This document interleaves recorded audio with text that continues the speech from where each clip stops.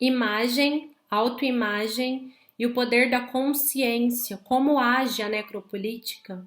E a gente responde essa pergunta com uma outra pergunta, né, que está na página 124 do Ensaio Necropolítica de Achille Mbembe. E ele pergunta: que lugar é dado à vida, à morte e ao corpo humano, em especial ao corpo ferido ou morto? Como eles estão inscritos na ordem do poder, na ordem de poder, né? E aí a gente precisa compreender primeiro como age o estado de exceção, né? O estado de exceção, ele vai ser uma situação que está oposta ao estado democrático de direito, né? Vai se dar em situação de suspensão de direitos que podem ser causados por algum tipo de descontrole institucional. Entretanto, quando a gente analisa a história do Brasil, a gente compreende que para o sujeito negro, o estado de exceção ele não é algo temporal, mas permanente. E aí a gente compreende, por exemplo, a urgência na fala e na escrita de Denise Ferreira da Silva, né, que questiona o porquê das mortes de pessoas negras, e aqui eu também insiro o encarceramento de pessoas pretas. Por que essas mortes, por que esse encarceramento não causam uma crise ética, né, uma inflexão moral na sociedade? Porque nós aceitamos essas mortes e não falamos o porquê, né? E a minha resposta a estas perguntas, né, vai estar na noção de território, né? O território ele vai ser uma extensão de terra, né, ocupada por um povo que vai estabelecer um governo e normas que devem ser seguidas, né? E aí eu me questiono, eu não sou um humano? Na página 124, ainda na página 124, o Mbembe, ele vai dizer que a expressão máxima da soberania vai ser a produção de normas gerais por um corpo, né, um povo, que vai ser composto por homens e mulheres livres e iguais.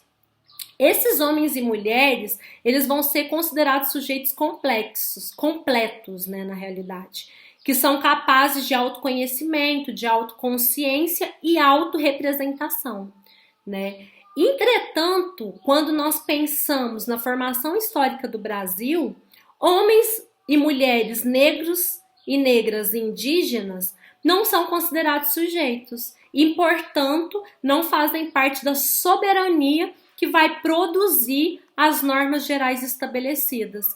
A guerra, então, estaria supostamente dada para estes não sujeitos, né? E aí a gente vai concordar com o Wilderson, que em 2003 vai escrever sobre os equívocos da posicionalidade sem raça. Por exemplo, que vai colocar negros e brancos na mesma posição, né? E diz que a valência das guerras de posição vai se dar de maneira idêntica para ambos, assumindo que todos os indivíduos estão posicionados de forma a solicitar o consentimento e, além disso, podem expandir o consentimento espontâneo. O que o Wilderson ele quer dizer com isso é que para ocorra ou não a violência do Estado, os três elementos que são constituintes da hegemonia, que estão compostos da influência, da liderança e do consentimento, eles não podem ser violados.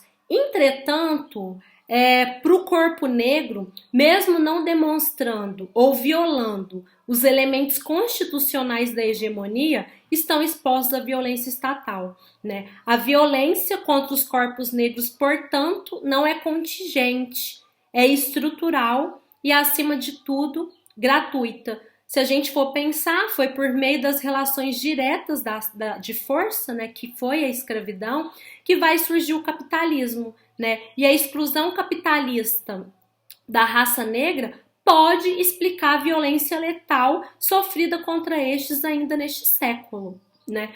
O surgimento da única entidade de Gramsci, que é o Estado burguês moderno, ele pode ser explicado na ideia de política comunidade, sujeito, que o Membe também traz na página 124, né? E nos diz que a razão é a verdade do sujeito e a política é o exercício da razão.